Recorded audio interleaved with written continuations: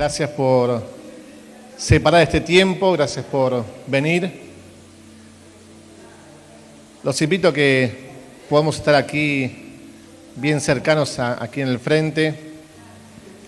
Hay espacio, hay amistades, así que qué bueno es poder compartir. Gracias a los amigos y familias que han separado este tiempo. No sé qué pasó este viernes, pero hoy fue un caos. No sé si les pasó a ustedes, pero llegar fue muy complicado realmente. Pero bueno, hoy estamos acá para compartir este nuevo libro. Mi nombre es Franco Quiroga, soy responsable de la editorial Publicaciones Alianza. Estamos agradecidos porque Robert has permitido tu tercer, y sé que el cuarto lo vamos a charlar. Sé que el cuarto lo vamos a charlar ahí. Lo que es no estar tanto tiempo trabajando, ¿no, Andrés? Porque cuando antes, ¿viste? El día que dijiste, lo voy a tener más cerca, dijiste vos. No, lo tenés más cerca, pero siempre ahí.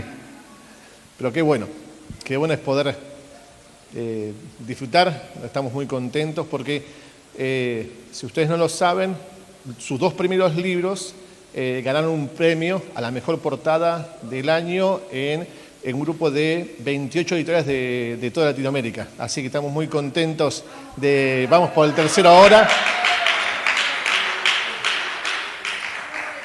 Lo tenemos a Daniel Fandru, que es el diseñador de los libros de Roberto, así que estamos muy, muy contentos. Y así que, bueno, agradecidos a ustedes por haber separado, como decía, este tiempo. Y vamos a compartir algo especial, ¿sí? Obviamente, ustedes ya lo conocen. Si ustedes ya leyeron el libro, no lo spoileen, ¿no? Déjenlo ahí. Si ustedes todavía no lo leyeron, no se preocupen, luego lo van a poder comprar y leer y disfrutar. Él también lo va a estar firmando, así que va a ser un tiempo lindo. Pero para comenzar, le voy a pedir a Silvia, por favor, que puedas venir, porque hay un momento especial de parte de ella hacia Roberto.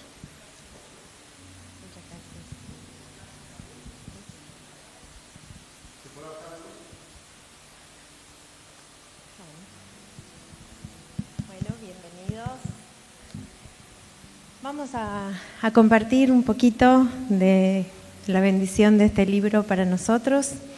Y hay toda una relación con el agua, y hoy vamos a estar leyendo una parte que dice: cualquiera que beba de este agua pronto volverá a tener sed, pero los que beban del agua que yo doy no tendrán sed jamás. Y se presenta una mujer de lejos, en el calor. ¿Quién es ese extraño que está sentado sobre el pozo?, se preguntó la mujer samaritana. Si no fuera porque necesitaba buscar agua, hubiera vuelto sobre sus pasos. Estaba cansada de vivir situaciones incómodas y prefería la soledad. Conocía muy bien los comentarios que corrían entre las otras mujeres de su pueblo sobre ella. Quería evitar seguir sintiéndose humillada. Era mejor evitar cualquier contacto. Encima, el extraño tenía aspecto de judío. Para su pueblo, los judíos eran orgullosos y desagradables, que consideraban a los samaritanos personas inmundas. Pero la necesidad de buscar agua era más fuerte. Era cerca del mediodía y el calor era intenso. Se acercó tímidamente, pero alerta, y echó el balde hasta el fondo del pozo, haciendo como si no lo hubiera visto.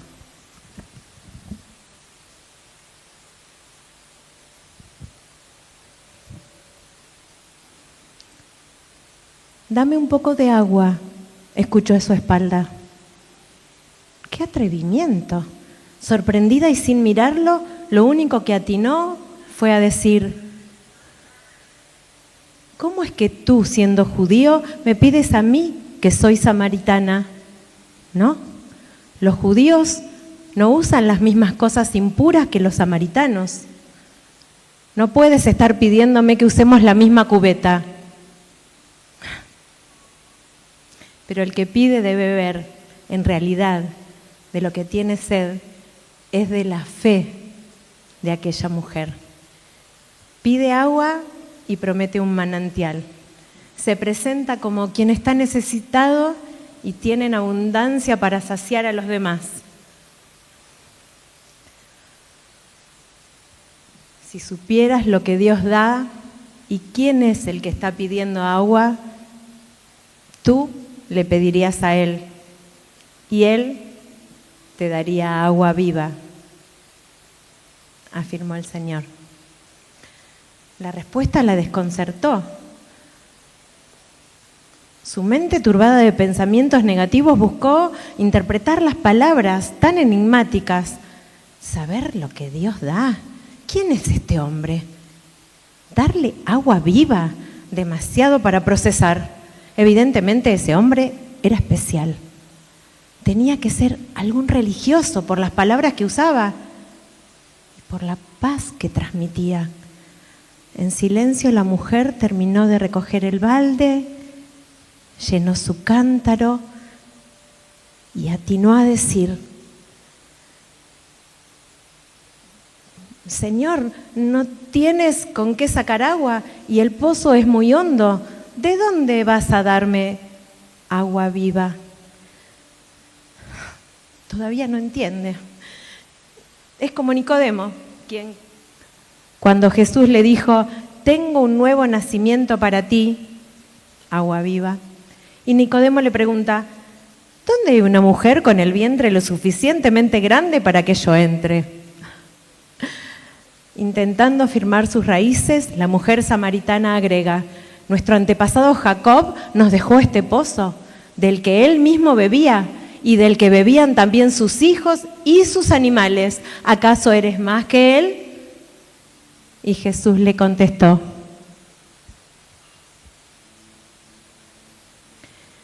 todos los que beben del agua volverán a tener sed, pero el que beba del agua que yo le daré, nunca, nunca volverá a tener sed, porque el agua que yo le daré se convertirá en él en manantial de agua que brotará dándole vida eterna.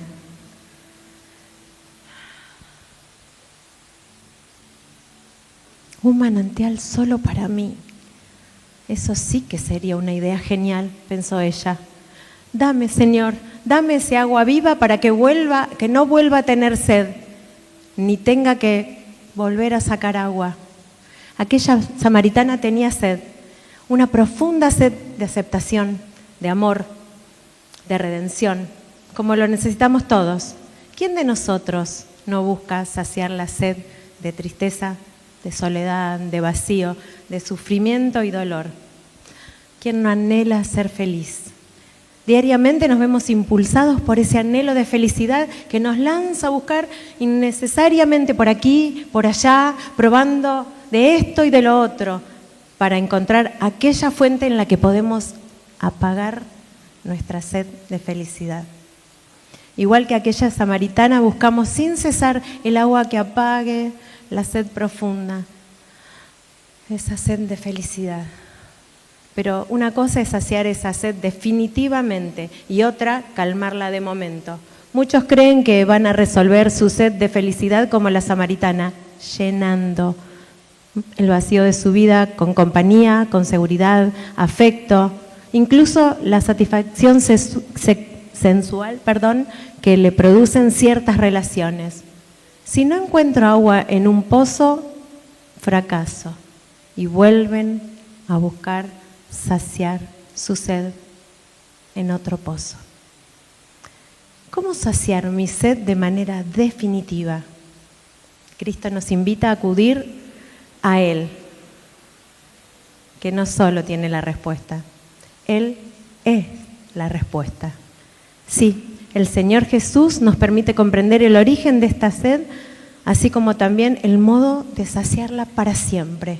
El que beba agua que yo le dé no tendrá sed jamás. En el fondo, esta sed que experimenta todo ser humano es una sed de Dios y como tal no podrá ser saciada sino solo por Él. Y para terminar, como expresa San Agustín, la maravilla de la oración se revela precisamente allí, junto al pozo donde vamos a buscar nuestra agua. Allí Cristo va al encuentro de todo ser humano. Es el primero en buscarnos y el que nos pide de beber. Jesús tiene sed. Su petición llega desde las profundidades de Dios, de ese Dios que nos desea. La oración es el encuentro de la sed de Dios y de la sed del hombre. Dios tiene sed de que el hombre tenga sed de Él.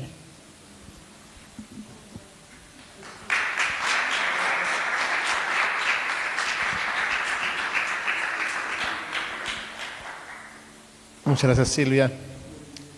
Muy lindo. Robert.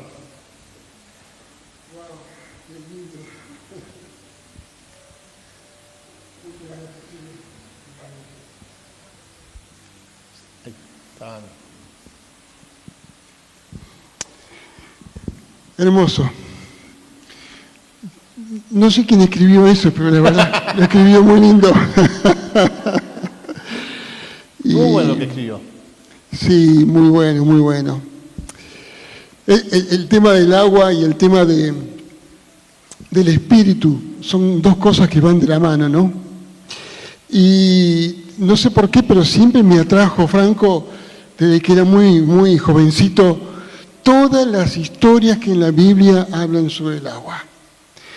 Y me gustaban mucho, me atrapaban porque en cada una de las situaciones en las que había agua en la Biblia, había una historia donde se revelaba el amor de Dios, el poder de Dios, la bendición de Dios, y eso era algo que me llenaba mucho el corazón. Así que por mucho tiempo pensé en escribir justamente estos relatos sobre el agua, porque me parecían que claramente en estos relatos Dios se me estaba revelando.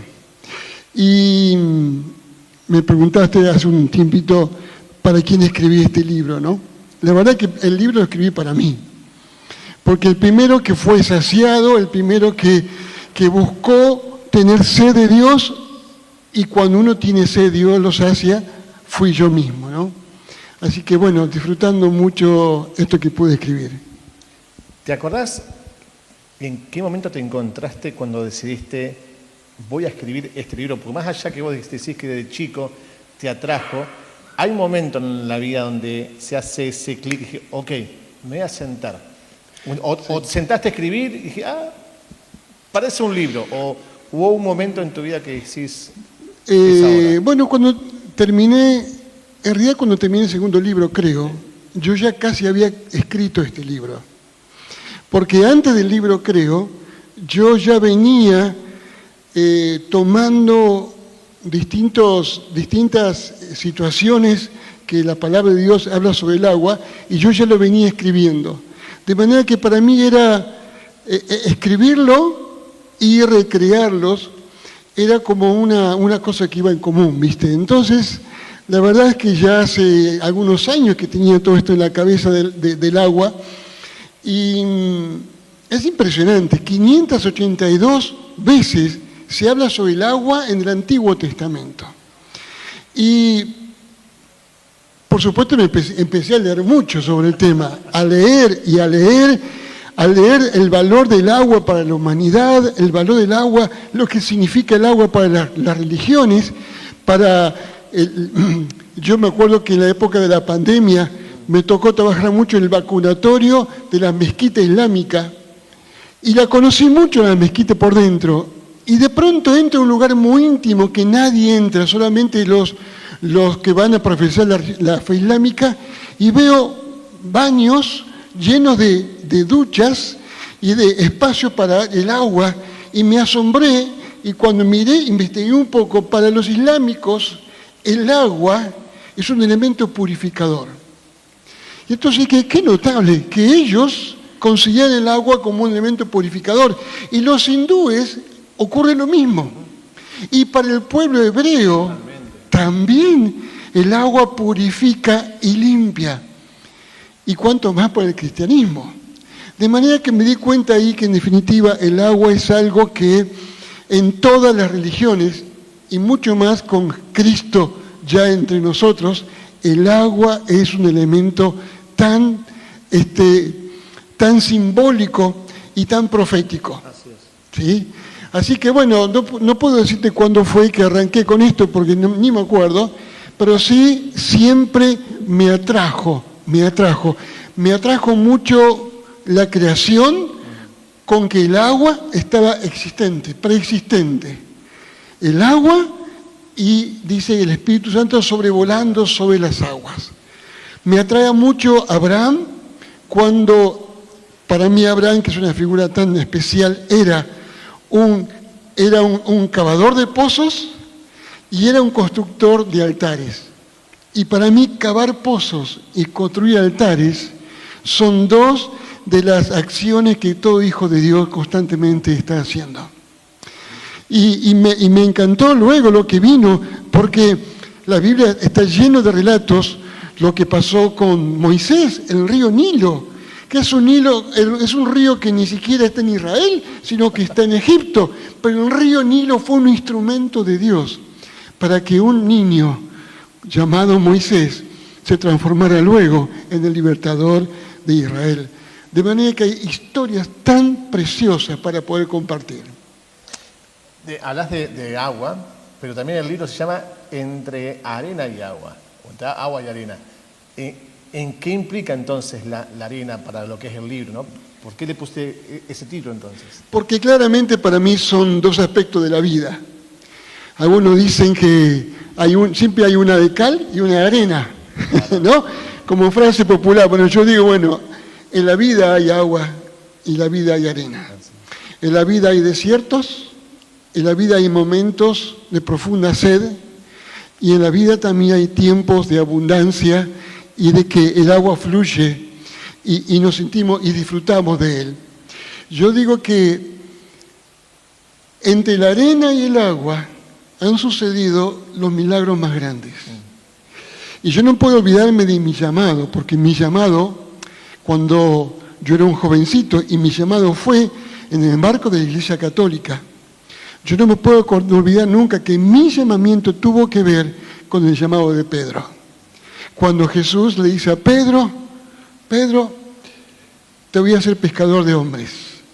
Y vas a soltar estas redes y te voy a dar otras redes. Pero toda la experiencia del llamado de Pedro tiene que ver con arena y con agua. Por eso para mí el agua y la arena es una experiencia transformadora. Es a orillas del mar de Galilea, donde suceden los primeros llamados de Jesucristo a sus discípulos, y yo me identifico con eso. Por eso, en mi caso, para mí personalmente, entre aguas y arenas está mi llamado, y entre aguas y arenas hay un proceso de transformación de todas las personas. Aquellos que quieran conocer más acerca del llamado, en el libro No te rindas, que fue su primer libro, justamente compartís esa vivencia de tu llamado, de tu buscar a Dios de ese tiempo.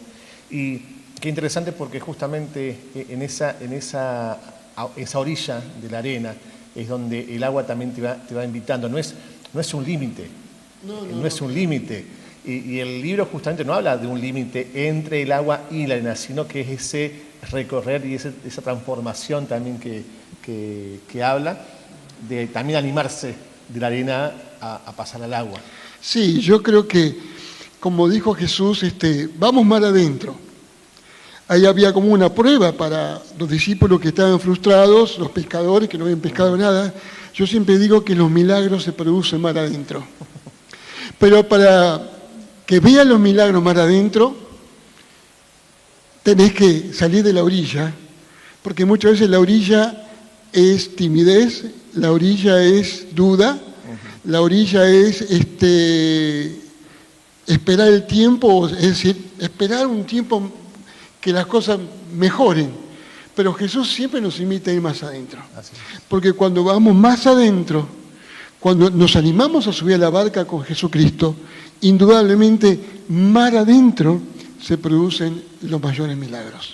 Qué interesante, porque justamente eso es lo que pasa hoy día. Mucha gente va aún al mar y tiene una majestuosidad, pero se queda en la arena por miedo a esa agua. Y constantemente la palabra nos invita y nos anima a entrar, ¿no? Que es lo que vos estás diciendo, ¿no? Exactamente. No quedarse en las ganas.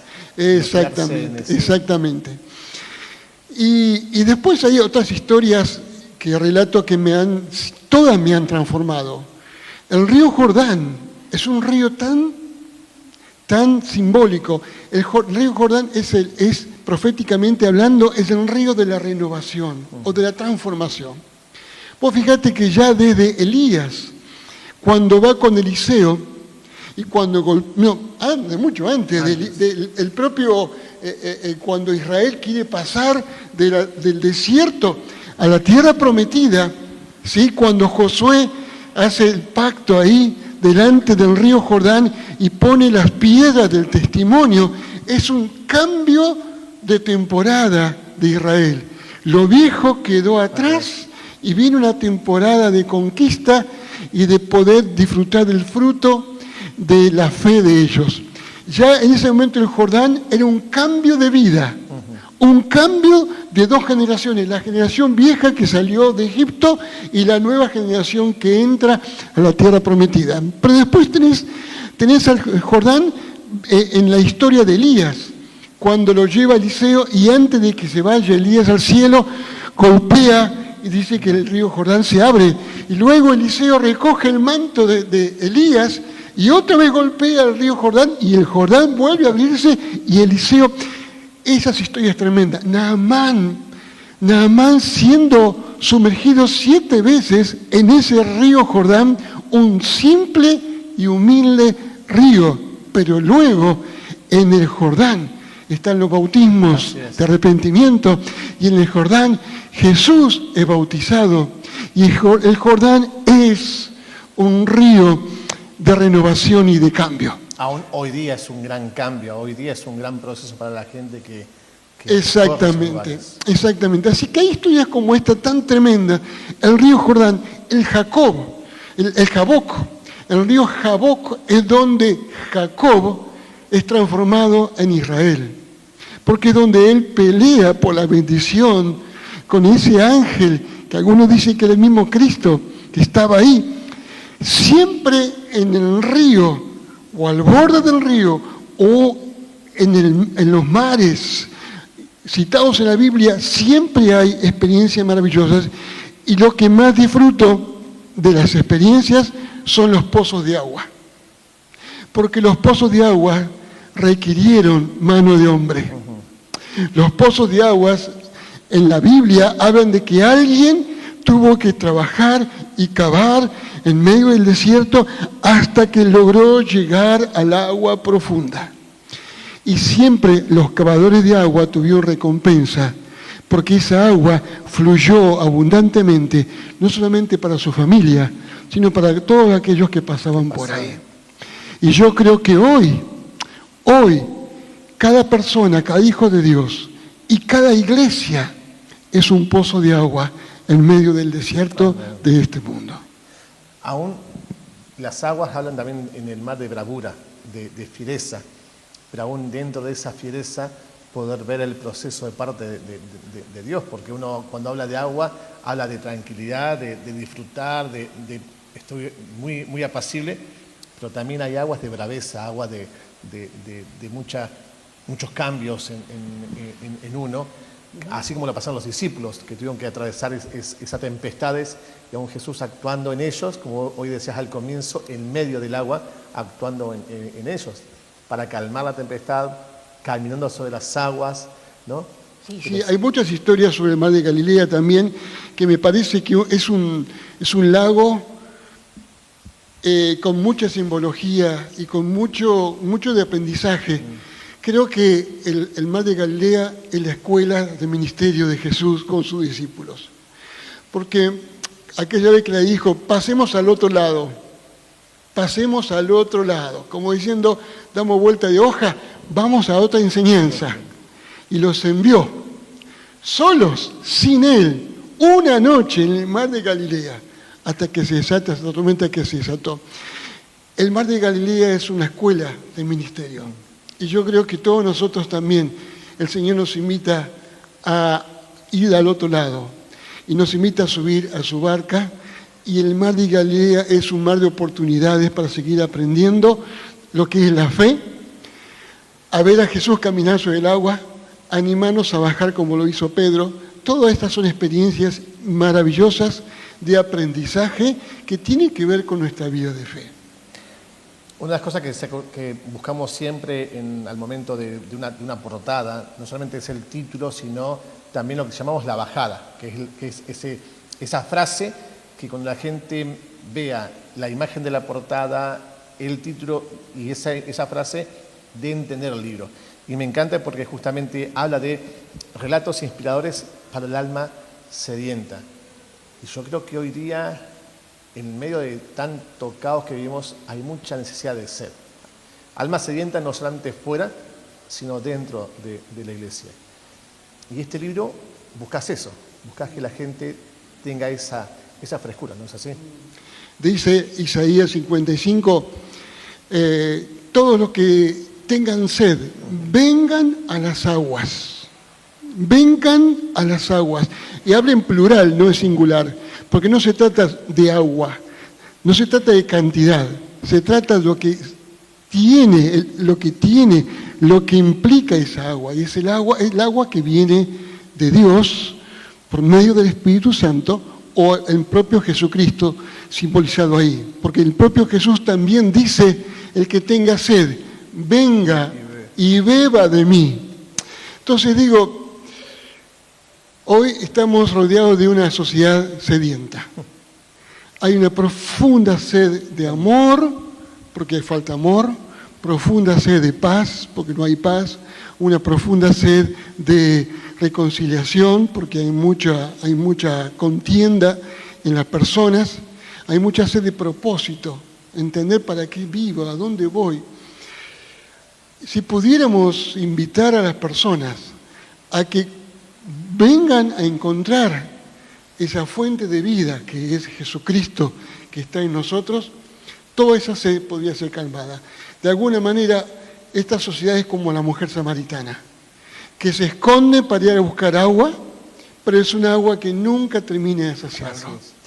Y digo, qué bueno sería que podamos nosotros como iglesia poder siempre ofrecer esta agua, ¿no?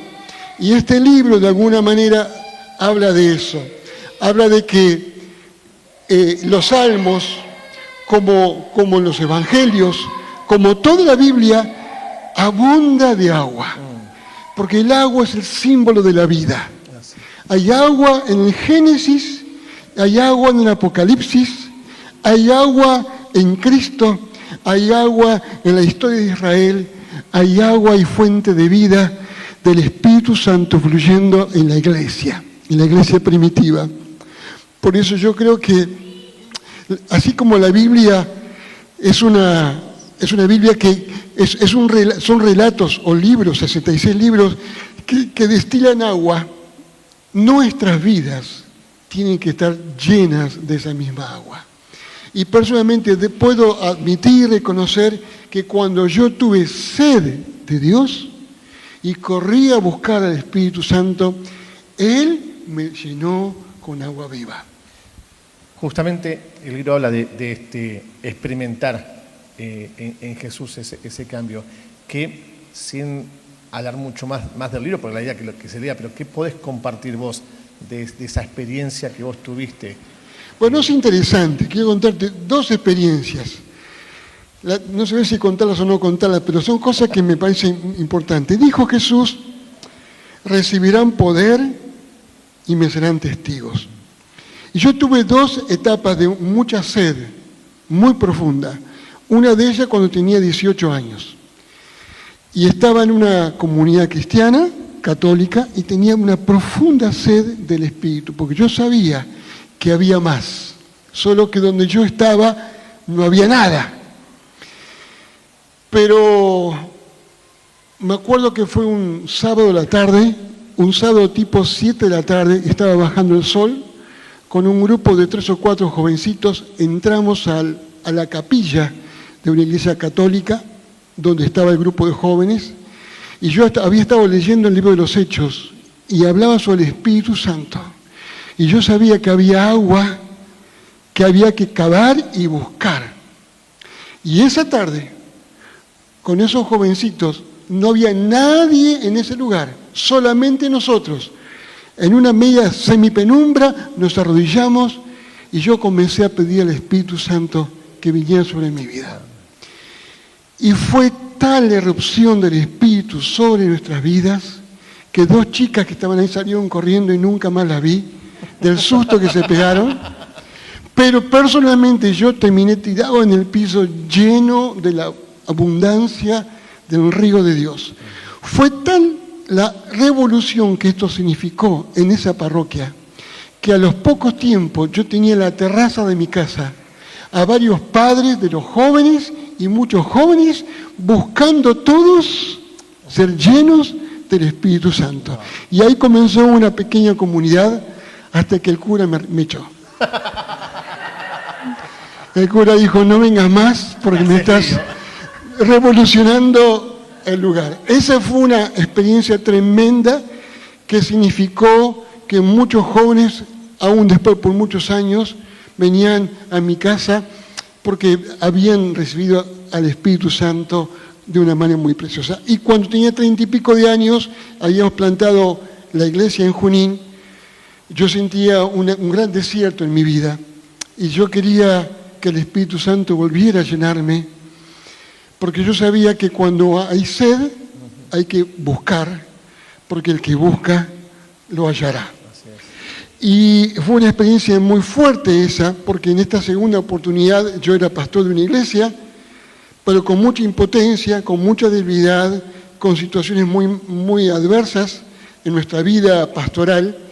Y yo empecé a buscar el Espíritu Santo de una manera como nunca lo había buscado, y el Señor irrumpió en mi vida de tal manera que a partir de ahí yo creo que mi vida se transformó en un manantial que no podía imaginarme. Al punto, Franco, que yo tenía un saloncito de 10x5, donde hacíamos las reuniones en ese lugar. De pronto ese saloncito explotó. Y de ahí pasamos a un gimnasio de un club que también explotó. Y terminamos haciendo una cruzada de fe y milagros en un cine para 1.900 personas. Durante 3 años estuvimos predicando el Evangelio, viendo sanidades y milagros y el fluir del Espíritu Santo como nunca antes. Y por 5 años en televisión prediqué todos los días acerca de la salvación de Jesucristo.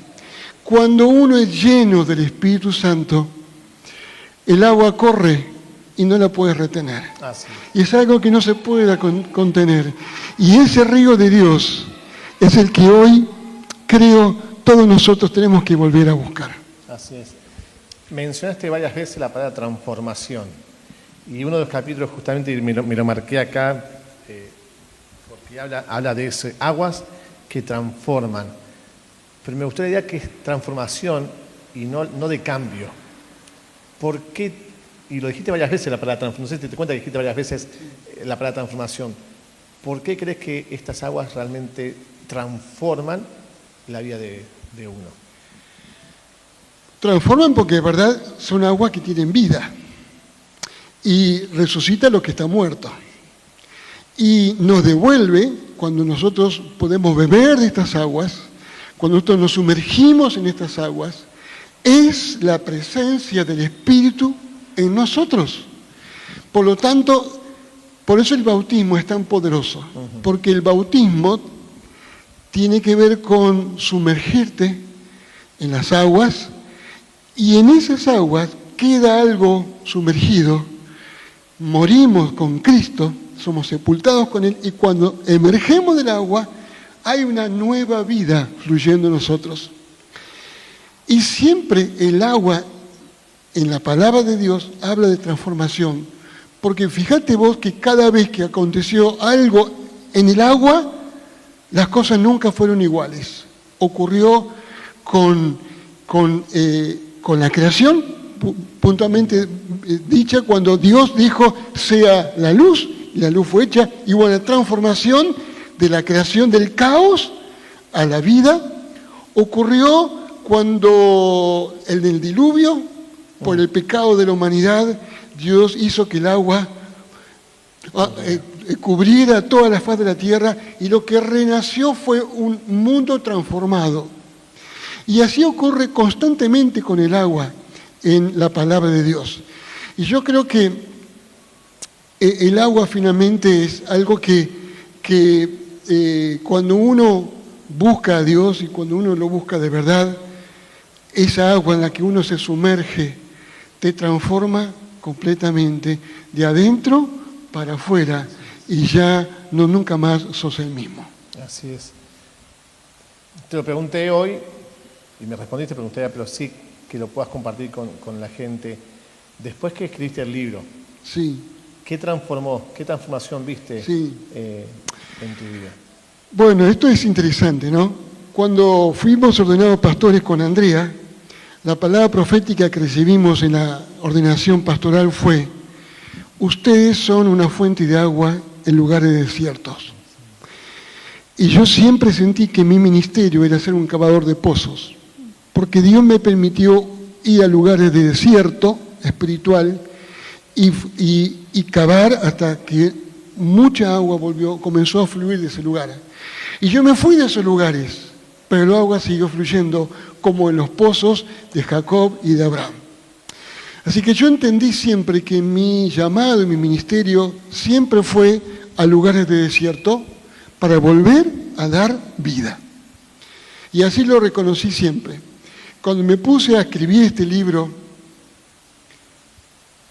yo estaba en un momento muy duro de mi vida, muy difícil. Y yo estaba experimentando un desierto muy profundo. Y yo le dije al Espíritu Santo: me llamaste para que yo sea un pozo de agua de vida, pero ahora yo estoy más muerto que vivo. Y necesito que vuelvas a encender en mí, vuelvas a fluir el manantial de vida que se me había apagado, se me había tapado. Cuando yo comencé a escribir este libro, yo comencé a sentir en mi espíritu que las aguas comenzaron a fluir de vuelta. Y tuve que tener un trabajo muy grande, porque como ocurría en la época de Jacob y de Isaac, el enemigo, para contaminar el agua, tiraba animales muertos o lo tapaba con tierra y ramas. Y me tocó a mí sacar cada rama, sacar cada basura, sacar cada animal muerto y hacer que esa agua que estaba contaminada y ese pozo que estaba obstruido volviera a fluir. Y todo eso ocurrió paso a paso mientras yo estaba escribiendo este libro. Wow. Qué tremendo lo que estás diciendo, porque escucharlo de tu boca como autor, que vos viviste ese proceso de transformación nuevamente, ese proceso de parte de Dios, creo que también nos garantiza a nosotros que al leerlo podremos experimentar tal vez algo de lo que vos experimentaste, pero sí experimentar la seguridad de la transformación de parte de Dios al momento de escribir, porque cada capítulo habla de ese poder del agua, ¿no? Lo que hace el agua. Y qué bueno es que te hayas dedicado a escribir el libro, qué bueno que puedas compartir tus experiencias, tu vida, lo que impactó también esto. Gracias, Franco. ¿Qué puedes decirnos, porque ya llegando al final, sí, acerca de qué es lo que la gente va a encontrar, no al final del libro, porque obviamente el final del libro es como el culminante, pero cuando empieza a leer el libro, ¿qué es lo que va a encontrar la gente? Yo creo que cuando empieza a leer el libro se le va a desatar una gran sed, porque sucede con Dios. Cuando vos te acercás a Dios, es cuanto más sed tenés. Y cuanto más lo conoces, más se profundiza la sed. Dice la palabra que vamos de abismo en abismo. Porque con Dios se trata de que cuanto más lo conoces, más necesitas conocerlo.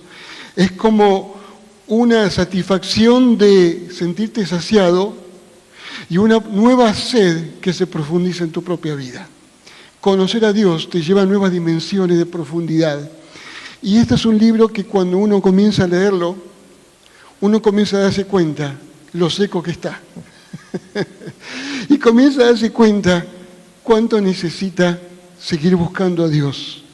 Entonces, si yo finalmente aspiro a algo con este libro, es que quien lea este libro se le produzca una profunda sed de Dios. Porque dice la palabra que tiene sed será saciado. Hay de aquellos que han bebido de otro tipo de líquidos y de otro tipo de cosas que en realidad lo han contaminado.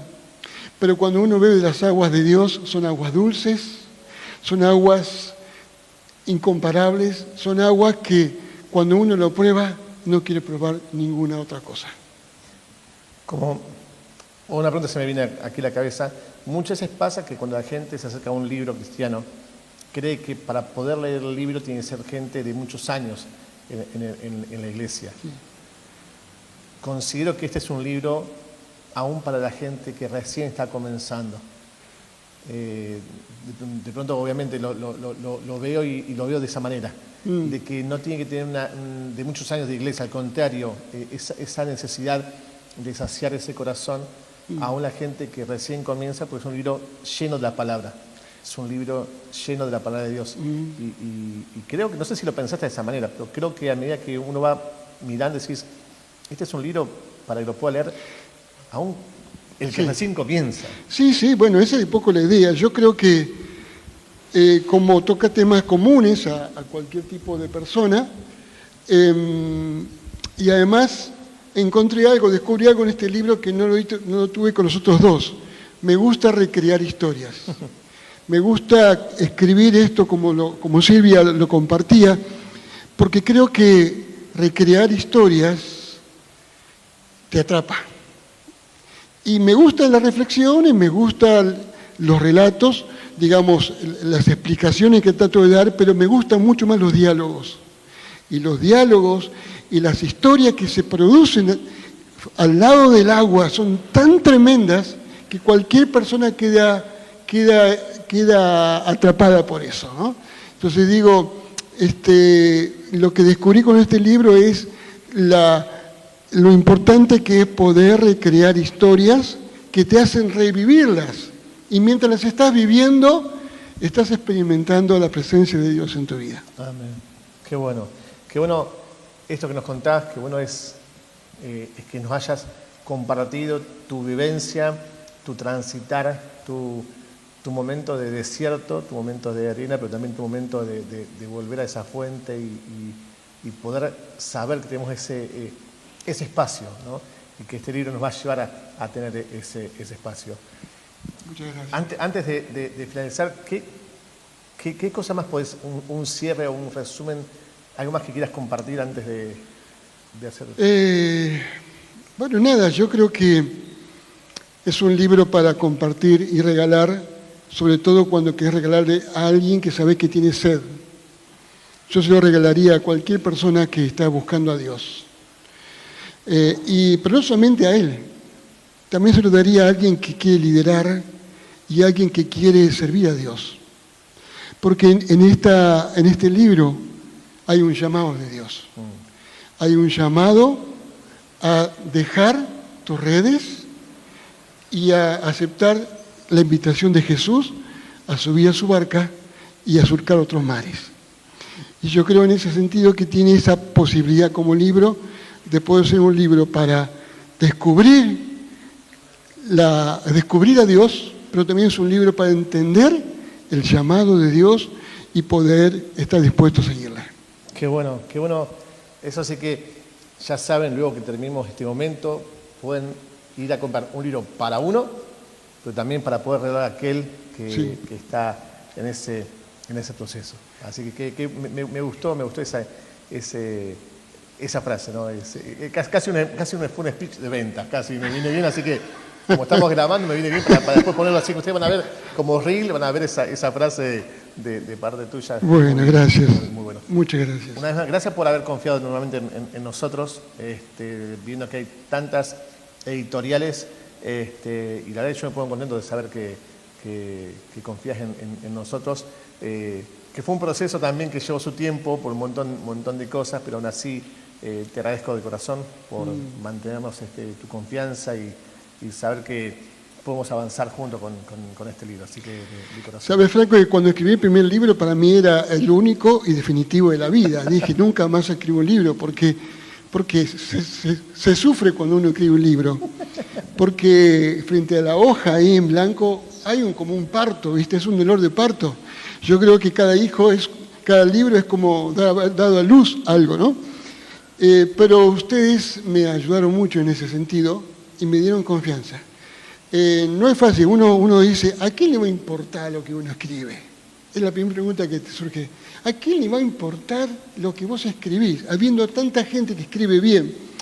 Pero no se trata de eso, se trata de simplemente, digo yo, abrir el corazón y dejar que lo que está adentro se exprese, fluya, ¿no? Y ustedes fueron capaces de creer en ese sentido, creer en lo que yo estaba haciendo, lo que estaba escribiendo. Así que terminé el primer libro y me fui por el segundo y ahora vamos por el tercero, vendrá el cuarto, vendrá el quinto. Y lo que me gusta de esto es que ustedes también como editorial nos permite llegar a toda América Latina y nos permite que quizás gente con la que hoy yo estoy compartiendo, gente de otros países, puedan decir, ¿cómo hago para encontrar tu libro? Bueno, muy sencillo, andar a la librería de tu ciudad y lo vas a encontrar. Y eso es una cosa increíble. Es lo que intentamos y la verdad que también agradecemos a Dios por eso. Es más, ahora en 3 semanas más estamos viajando a un evento grande, así que estén orando por nosotros allá a fin de abril, fin de mes, y lograr abrir más campos, en más países, en más lugares para que los libros estén llegando y bueno, también entre agua y arena pueda aprovechar. Gracias, Franco. Quisiera pedirle al pastor Norberto Zaraco, que nos está acompañando, si él podría tener el bien de poder orar y tener unas palabras finales también hacia Roberto, sería también una gran alegría. No sé si la habían avisado antes, espero que sí, pero... Muchas gracias, Roberto. Gracias. Gracias, claro, en primer lugar a Editorial Alianza, que abre estos espacios para que esto sea posible. Es una tarea muy difícil porque evidentemente, más allá de las buenas voluntades, hay un negocio que hacer y no es una mala palabra. Yo suelo decir, soy un hombre de fe, el problema que tengo es que mi carnicero no tiene fe y tengo que pagarle. Nos encantan los libros, pero el imprentero es una gran persona, pero hay que pagarle, y el que vende el papel es un extraordinario, hay que pagarle. Y entonces cada aventura de estas es un riesgo, así que honramos el espíritu aventurero de Editorial Alianza, y en serio lo digo, sé de qué se trata, y gracias por abrir estos espacios. Pero claro, gracias Roberto por haber abierto tu corazón en esto, que es más que un libro, ¿no es cierto? Es parte de un peregrinaje con el Señor, es parte de saber lo que significa caminar en arena y saber lo que significa en medio de la arena encontrar agua, ¿no? Así que de eso se trata y estoy seguro que va a ser de bendición a muchas personas, porque abriste tu corazón, Dios te dio la gracia de poder plasmar esto en palabras, en un libro, en una obra literaria, pero lo que pones ahí es una experiencia de vida con el Señor. De ahí es que viene la bendición de esto, y gracias por ponerte en las manos de Dios para que Dios te use de esta manera, y la verdad que esperamos que estas palabras plasmadas y puedan afectar a muchos. Cuando predicamos algo o cuando escribimos algo, es cierto que en los libros se habla, ¿no es cierto?, de copyright, del autor. Pero cuando predicamos algo o cuando escribimos algo, a partir de ese momento dejan de ser nuestras palabras. Y hacen un viaje que desconocemos. Así que nuestra esperanza y expectativa es que estas palabras puedan llegar tan lejos como haya sedientos que las necesitan. Vamos a orar. Amado Jesús, nuestro corazón se regocija al ver creaciones como estas. Gracias, Señor, por levantar hombres como Roberto, que atento a tu espíritu y a tu gracia, se ha dispuesto a plasmar en palabras lo que tu espíritu puso en su corazón. Gracias por todos aquellos hombres y mujeres que tienen esta vocación, que tienen este don y esta gracia. Señor, creemos que en tus manos estas aguas llegarán a muchos corazones sedientos. Rogamos, Señor, para que sea un instrumento tuyo. Soltamos, Señor, estas palabras, las ponemos en tus manos. Y, Señor, allí donde hay un desierto, puedan llegar estas palabras de agua de vida. Señor, bendice a la editorial que ha asumido el riesgo de publicar. Prospérales abundantemente, Señor, para que puedan seguir siendo instrumentos tuyos, para que tu palabra, Señor, sea esparcida. Gracias, bendíceles. Pero en especial, Señor, pedimos por Roberto, por su vida, por su ministerio, por la gracia que vos le has dado. Señor, síguele inspirándolo. Síguele dando gracia para escribirlo. Sigue usándolo, Señor. Lo bendecimos. Y por supuesto, Señor, junto a él, a Andrea y su familia, Señor, gracias por este don tuyo a la iglesia. Te alabamos, Señor, y te honramos porque reconocemos que todo viene de tu mano. Y estamos, Señor, agradecidos a ti, sabiendo que tu agua de vida sigue fluyendo en nosotros, a través de nosotros. Gracias, Señor, porque sabemos que conforme a tu gracia, donde haya un desierto, siempre vendrá tu agua. Lo creemos y te bendecimos, Señor, en tu nombre. Amén y amén. Amén.